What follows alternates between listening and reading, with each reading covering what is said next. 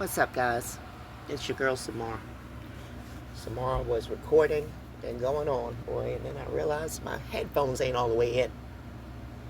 How long has that been going on? Welcome back to the front line, guys. Pile all in the van, guys. Um, I want to thank you guys, man. I want to thank you. Yeah, you. Don't look around. You, listener. I want to thank you. You've been here for 3 years.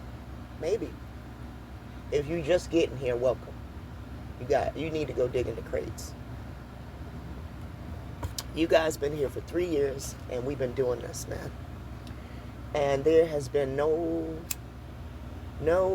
shortage of what was done to us being exposed, guys. It's no shortage.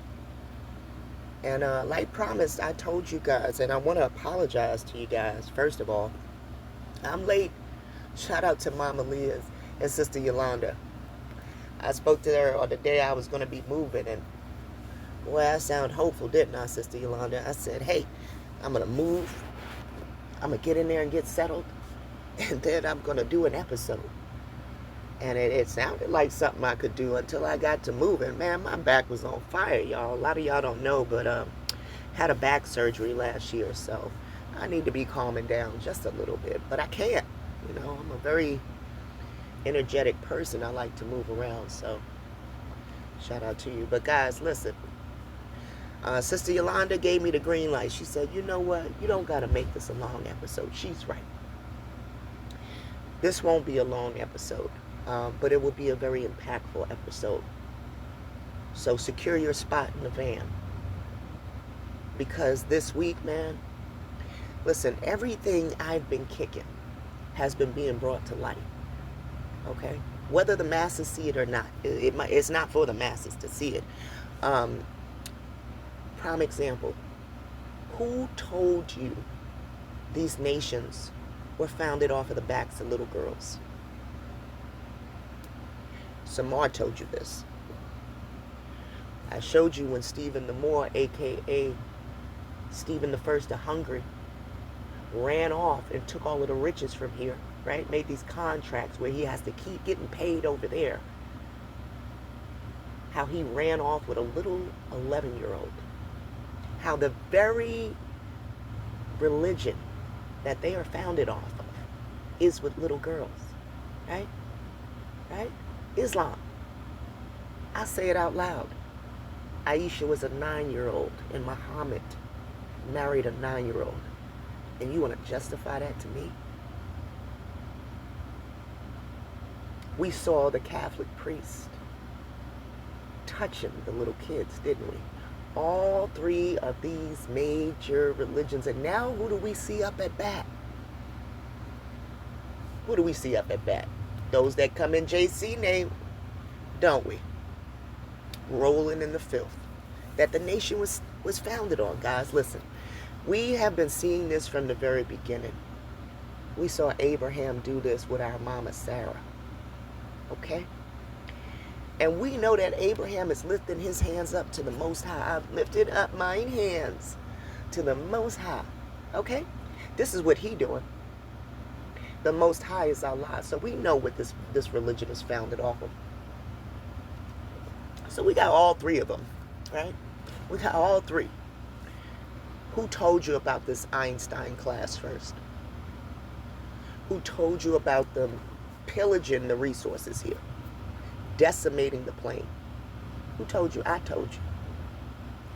Mama said pull up a seat in the van. She gonna get you hit. So listen, you're probably saying, who's that in the background? That's Sacathawea. For all of her noble works, you know what she got? Slapped on one of their deplorable coins. That's what she did. Money is an idol. There's a person drawn on the back of it. That's an idol. They'll make you the image of or the likeness of, right? Right? Okay then. This is what she got. To be thrown on the back of this coin like she was, this is it. Did she profit? No.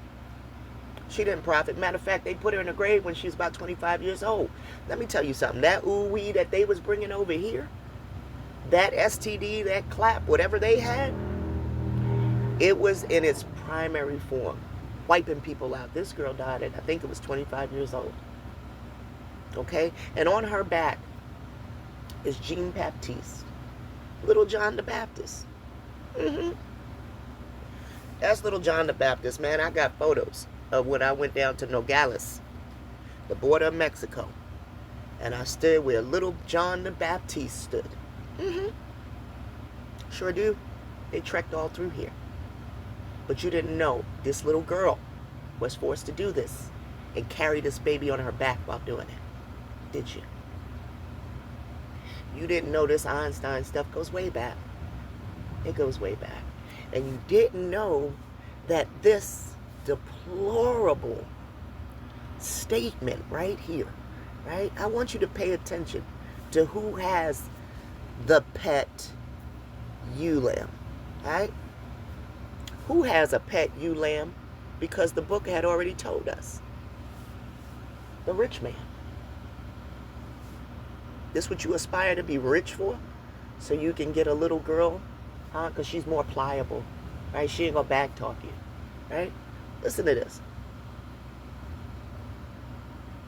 The prophet Nathan tells King David a parable about a rich man who steals a poor man's beloved pet ewe lamb. Okay, right down here, the parable. A poor man owned only one small ewe lamb that he loved like a daughter, which ate from his plate and slept in his arms. A rich man with many flocks, rather than using his own, stole the poor man's lamb to feed a traveler. Look at this. Listen, Bathsheba is one of those ewe lambs. Remember, Abraham sends out 7 ewe lambs. She's the daughter of the oath. Bathsheba is one of those 7 ewe lambs sent out by Abraham. But I want to get to Sacagawea. So know that when you see that ewe lamb, that's allegory, and that means little girl. All right? That's exactly what it means. Now, Sacagawea was called the snake skull. Historical records indicate that Levi and Clark, the priest and the scribe, along with other members of their expedition, referred to Sacagawea as a snake woman, or the interpreter, the snake woman. They called this tribe she was from the Snake Indians. They don't know why they were calling it snake, right? What do you think they were calling it snake? Why? What do you think they were calling it snake for? These fools gonna say that it was because the river was serpentine. They wouldn't have known about the river yet. They hadn't cataloged the river yet. They just got there. She's gonna show them around. So we can get rid of that. They wasn't calling themselves that. They weren't referring to themselves as snake people. These people were. You see that? It tells you they don't call themselves that. Not this particular tribe. Not the Shoshone. Alright? But it was used by white settlers and neighboring tribes to describe the Shoshone people. What do you think about them made them call them snake? It's exactly what Samar said. Their hair. They had the snake lord hair. That's what made them the snake people. And check this out. They didn't even want to take the time to figure out how to spell her name. It says the spelling Sacagawea is said to have derived from the Shoshone, meaning boat puller or boat launcher. In contrast to the Hidatsa etymology, more popular, Sacagawea is the preferred spelling used by her own tribe, of whom claimed that her Hidatsa captors transliterated her Shoshone name in their own language. So that's why you'll see it with a G sometimes, is what they're saying. That is, they heard a name that approximately and interpreted it as bird woman. The use of the spelling almost certainly originated with Nicholas Biddle, who used the J when he annotated the journals of Lewis and Clark expedition for publication in 1814. So you can look this up in the Lewis and Clark expeditions that were published in 1814. This use became more widespread with the publication in 1902 of Eva Emery Dye's novel, The Conquest, the Story of Lewis and Clark. It's likely that Dye used Biddle's secondary source for the spelling, and her highly popular book made this version more ubiquitous throughout the United States.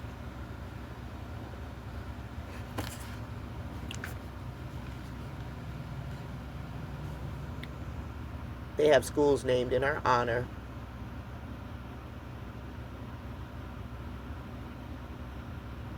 The Limhi Shoshone called her Sacagawea. It's derived from the Shoshone word for her name, Sacathawea.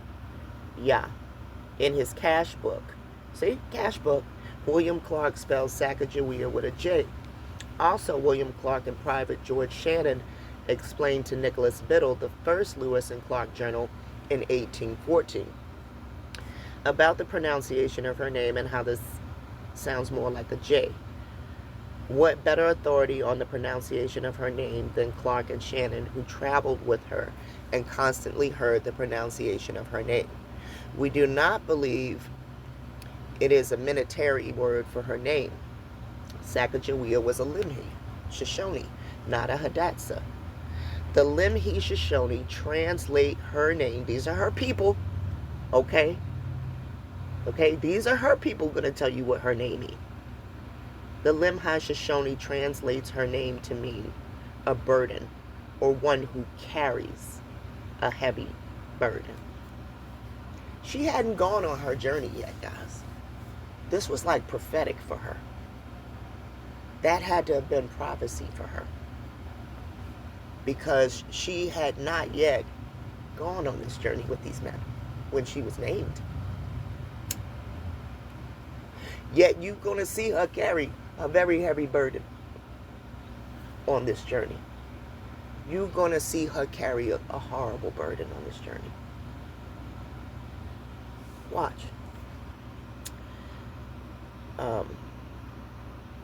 One who carries a heavy burden. Idaho native John Reese explores the boat launcher etymology in a long letter in the U.S. Commissioner of Indian Affairs written in 1920s. It was republished in 1970 by the Limhi County Historical Society as a pamphlet entitled Madame Charbonneau. Because Madame Charbonneau, they're going to call her because she wound up marrying the Charbonneau guy, right? But we're going to get to that, so you'll know why they're calling that. And contains many of the arguments in favor of the Shoshone derivation of the name. They're telling you the Shoshone got it right. It's not this boat stuff. It means one who carries a heavy burden. Anybody who watched Naomi, this is going to ring in your ears. This going to ring in your ears, because you know Naomi is always referencing how the daughter is the one that carries the heavy burden. She is the suffering servant that you don't see. She is the scapegoat. That's why the goat is sent out as a female. Sin offering as a female.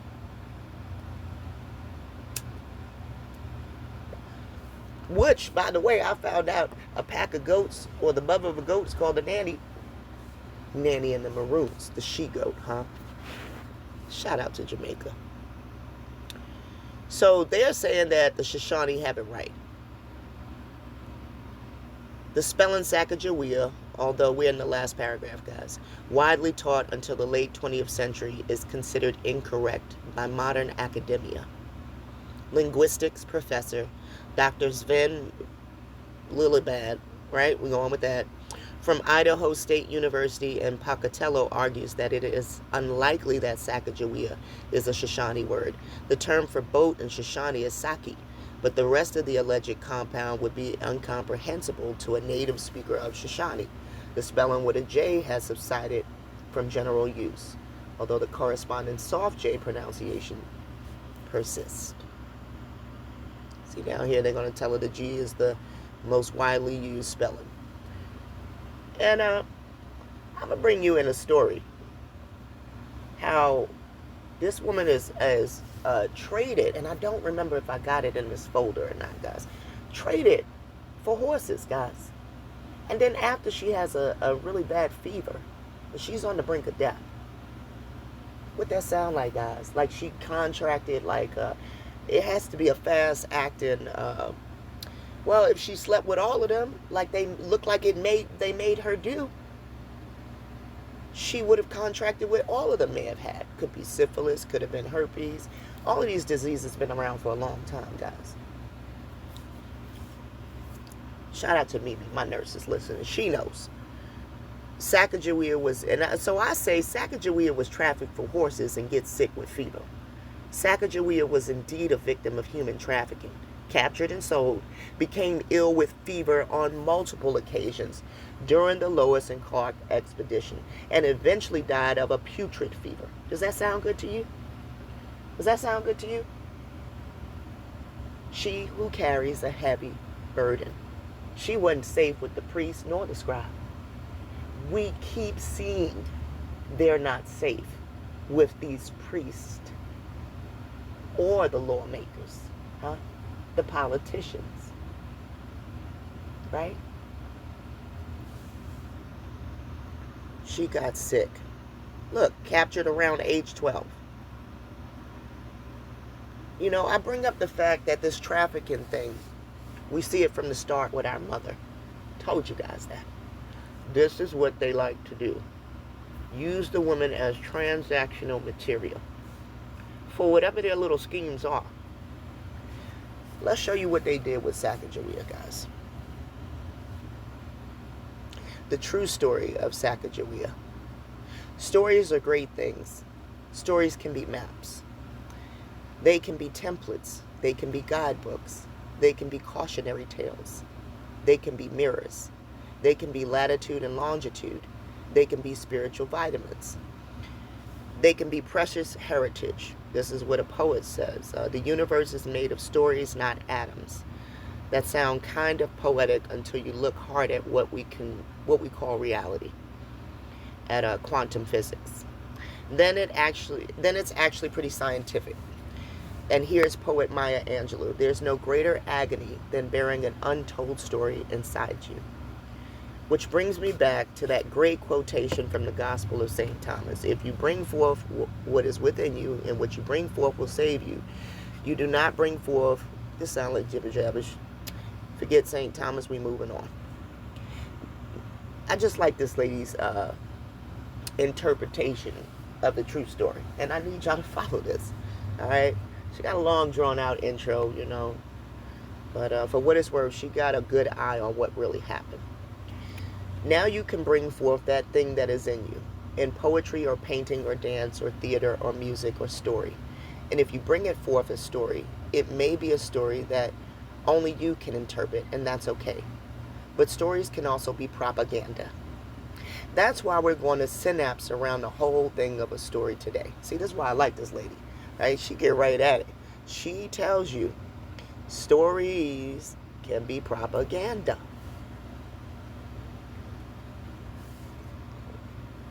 Because the propaganda stories can get us thinking along lines that will cause us to betray our own best interest.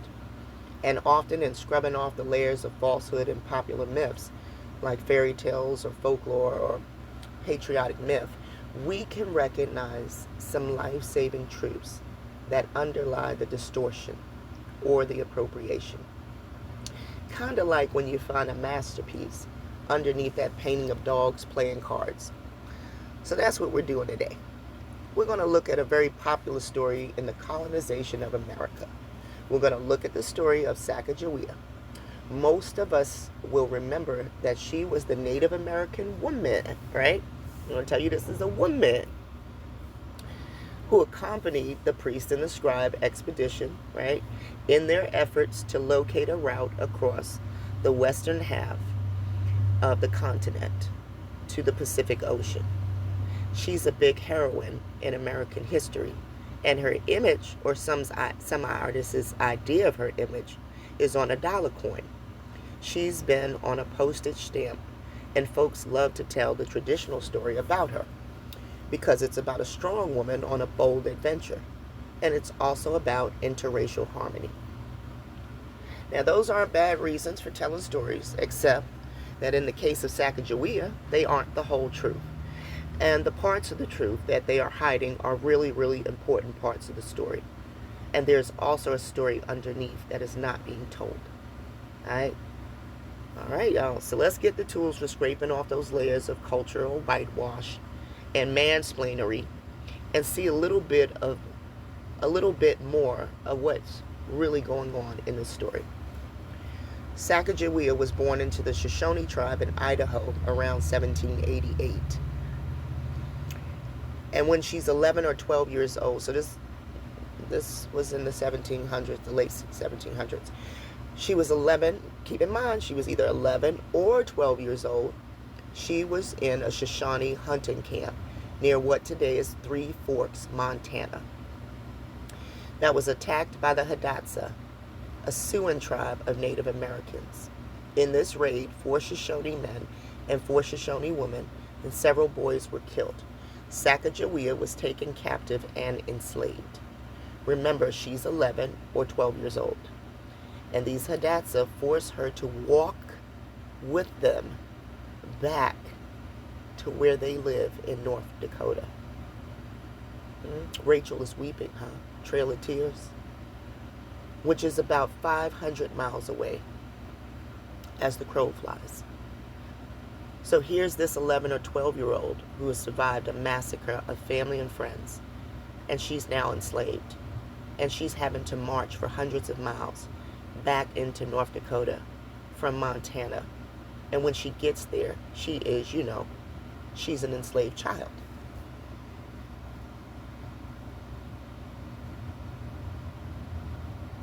And then one night, there's this French trapper. This is where that Charbonneau name comes in, guys, remember? Who shows up in the village, and he plays some kind of gambling game with the Hidatsa, and he wins. And to pay off their debt, the Hidatsa give him Sacagawea. Now imagine that.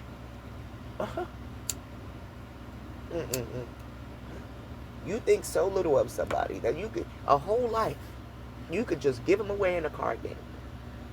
Could you imagine?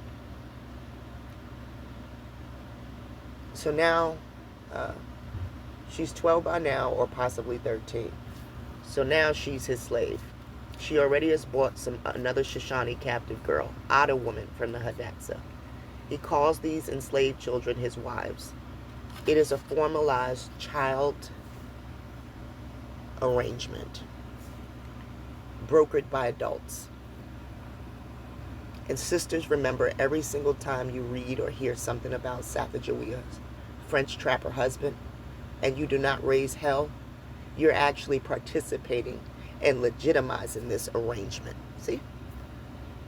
You better raise hell. Y'all better raise hell. This can't be normalized. Raise hell. Because this is an arrangement that should never be. He was her owner, her captor, and her apist. Period. See? Sacagawea conceived around the age of 14.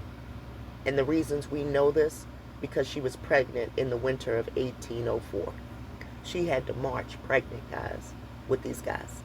When Lewis and Clark showed up in the Hidatsa village and started negotiations with the perpetrators for his service as a guide. Lewis and Clark were the 2 men leading this expedition commissioned by the government. They were leading 29 white men and 1 African-American man who was enslaved.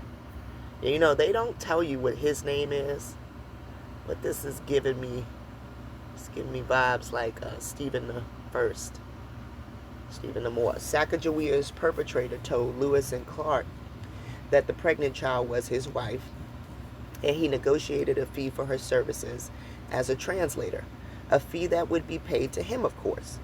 As her captor's so-called wife, Sacagawea never received a dime for her services, or any form of compensation for the work that she did. No, no. She can't receive nothing. What? He has to have everything. So here we are with this 14-year-old pregnant girl in the company of 32 men. You think she was safe from them too? You think the men wasn't messing with her too? Most of whom speak a language she can't understand. She is the only Native American among them and the only female. She gave birth en route. And according to Lewis, who attended the birth, it was a very painful and violent delivery.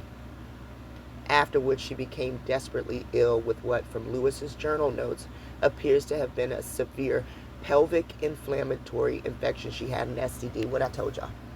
What I told you. Tell me I'm lying. Tell me I'm lying, Mimi, my nurse, please. Please. What do these PIDs usually stem from? Untreated STD. Possibly due to her enslaver's continual postpartum rape of her. In his journal, Lewis expressed a suspicion that she was a victim of a transmitted venereal disease. She came very close to dying, but she managed to recover. She spent the rest of the trip with her baby strapped to her back. Okay, that was probably to try to keep him off of her. Sacagawea trekked on this expedition for 2 years, 4 months, and 10 days. Sisters, we walked 8,000 miles. She walked 8,000 miles with these men, right? With a baby on her back. You think she didn't carry a heavy load? You think they didn't prophesy this to her correctly? She forded rivers and climbed steep mountains and crossed deserts and swamp in snow and rain and sweltering sun. She translated for the men. She foraged for them. She cooked for them. She did the sewing, the mending, the cleaning of the clothes. You know, the women's work. There have been whitewashing and mansplaining efforts to downplay her work as a guide, but the truth is she was responsible for pointing out the paths they should take through the Rockies. Didn't I tell y'all they came for these Rockies? Didn't I tell y'all they done came for these everlasting hills? And the paths they should take into the Yellowstone Basin. Didn't I tell y'all they came for the fat of the earth? And the Bozeman Pass, kind of a big deal locating these passes. See that? Oh, and by the way, the only reason we have the record of this expedition is because Sacagawea had the foresight and agility to rescue the journals when they were tumbling out of the capsized boats. For her pain, she had a river named after her, but no pay. One of the great, so we wouldn't have had a record of this if she hadn't, I guess, jumped in the water to go rescue it. One of the greatest services that Sacagawea provided was protection. By this time, Native American tribes had come to assume, and assume rightly, that any group of white men traveling into their territory probably constituted some kind of war party. They had learned that it was better to attack first, than to try to figure out who they were later. But the fact that this group included a Native American woman, see, they needed that woman. It was a matriarchy here, okay? This is why they needed that woman, all right? With a baby was taken as evidence that these men came in peace. In other words, Sacagawea saved all their lives, and probably many times over. With her being there in the midst of these men with her baby. These people underestimated what the purpose of these people were. They probably assumed they were her army when they saw this woman. Because this was a matriarchal society.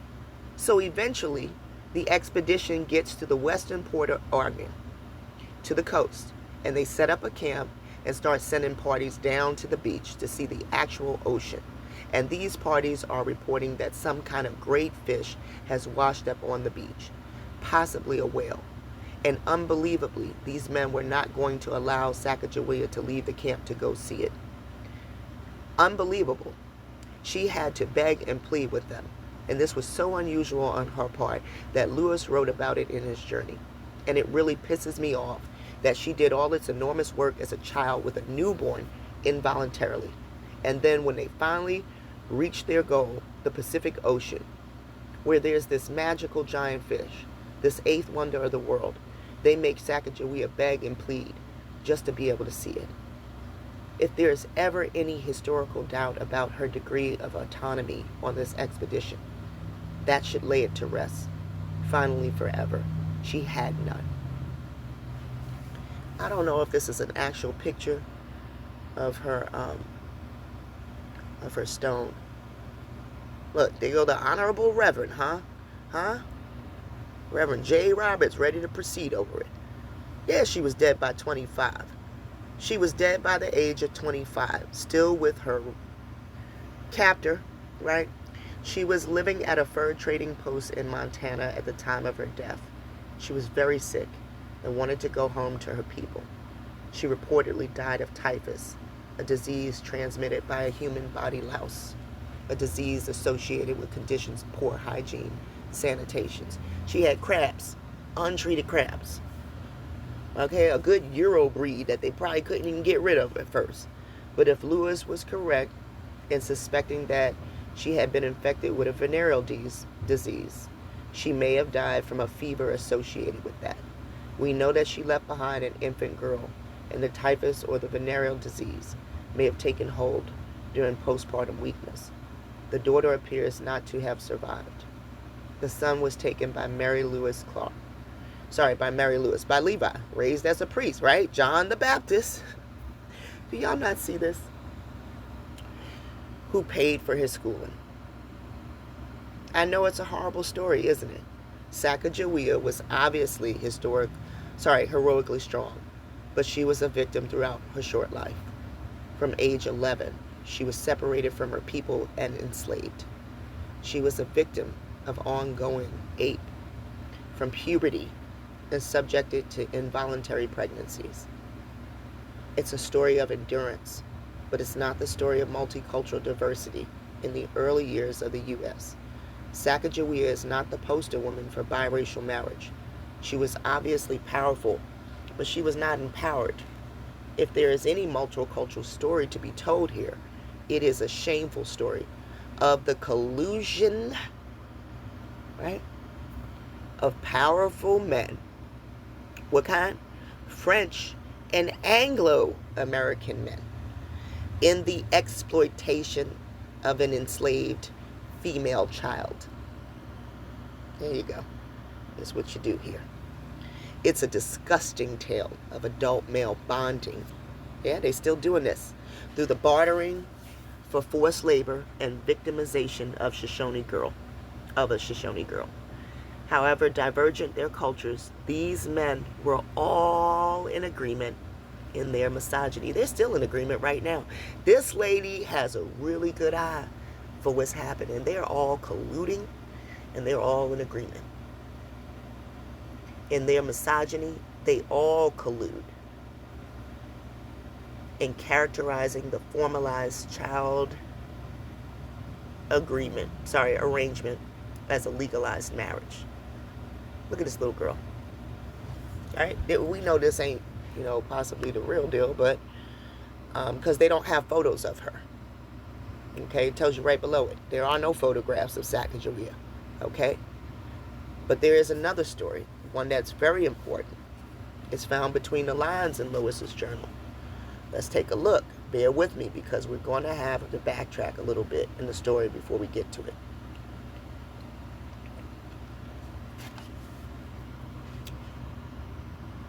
Here, I'm going to scroll through this, guys, and let y'all read ahead.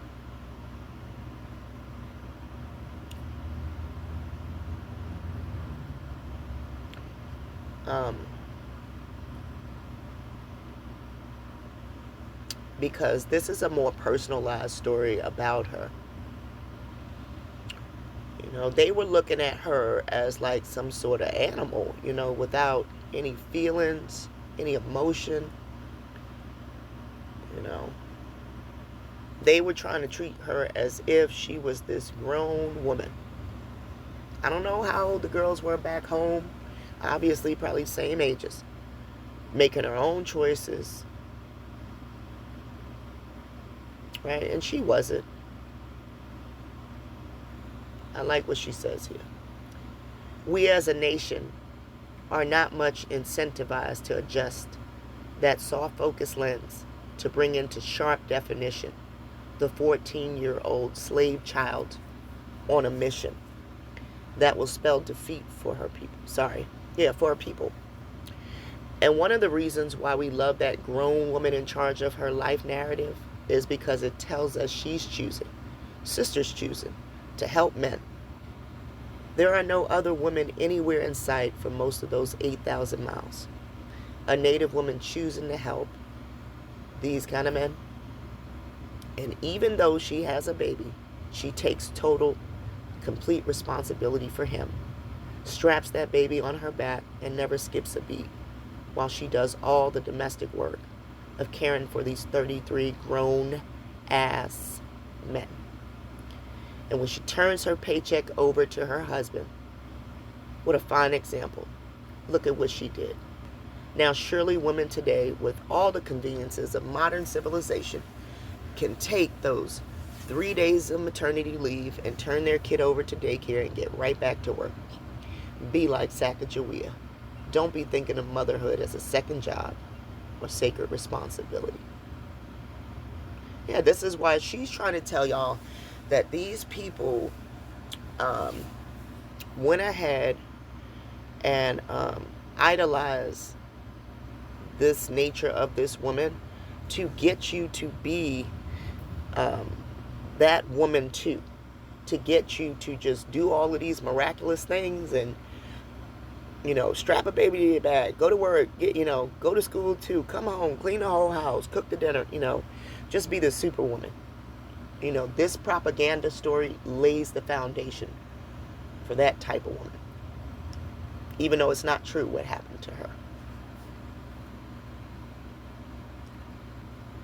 I had the story of Sacagawea in here too. Well, I'm going to take this too as a means to say at this present time, we're going to go ahead and wrap up this study today, guys. But I want y'all to know that this Einstein class stuff, there's nothing new here. This is not a new epidemic, man. And like she said, you should be angry. If you ain't a woman and you can't understand it, you're obviously here, though, because you're a mother's son. So shout out to you, Israel. Thanks for always being here. Israel, my subscriber. All right? Brother Israel. But shout out to Ephraim. Shout out to Ephraim for being here, man. This little girl is all through this Lois and Clark story, this priest and scribe story. And she ain't safe, man. They didn't keep her safe. Not one of them stood up and said, hey, what are you doing with this little girl? They traded her. They used her as transactional material, and we saw this already. We saw this already. She didn't get paid. They put her on the back of $1. Thanks for tuning in, guys. Much love to you guys. See y'all soon.